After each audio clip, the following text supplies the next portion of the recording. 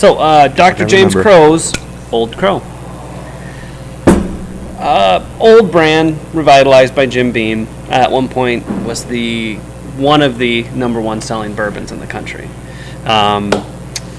Dr. Crow, he died, oh gosh, I've got my dates here, I should just pull them up. In the 1830s, he started his distilling. He was a Scottish immigrant, and he was known as, they sold it as Crow, and then it was later known as Old Crow, and then he died in 1856. And he had built up quite a big stock and of his product, and then when they were taken over after his death, after the Civil War. Oh shoot! I've jumped forward. That's okay, because we need to talk about the recipe died with him. Yeah. Yes. The recipe died with him. Sorry, the recipe died with him. He had a pretty big stock of juice ready to go, and they were successful selling that off for a while.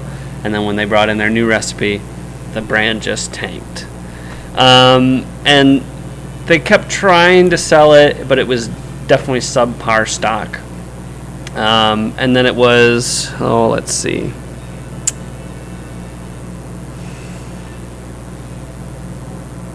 Well, gosh, definitely whatever. That's okay. Definitely whatever they did. The juice is good now, and for $10 a bottle, about $10 a bottle, I really can't bitch about it. No, and now Jim Beam, it's essentially younger Jim Beam, white label. Yeah. Now, in our other video, we kind of talked about this tastes to me a lot better than Jim Beam. I'm not a huge Jim Beam fan. Maybe we need to go back and revisit Jim Beam. I don't think we've done it on the show. But I'm really impressed with this. It smells great. It's very simple. It's mostly along the lines of sweet vanilla, a little bit of fruitiness to it, but everything is quite low level. But by far the best cheap whiskey I've ever had. So between, like I said, I'm not a huge fan of Jim Beam's normal stock, but between this and Old Tub being their bottled and bond, this being 80 proof, if you were going to start drinking bourbon, I'd go straight to those two. $30 out the door for both bottles together. I'd agree with that. I think it's a great starting off point for anyone getting into bourbon. And like when we were talking about earlier too, at about $10 a bottle, I mean this thing drinks like a $25, $30 bottle of bourbon for sure. And they say you can drink it straight. I was very skeptical in our first video. Obviously now we know it. It's good straight. Delightful. But the real way you're supposed to be drinking stuff like this is you're supposed to be mixing cocktails. I'm a whiskey and Coke guy when I do have to mix, but Pepsi is all we've got for today, so it'll have to do. Cheers.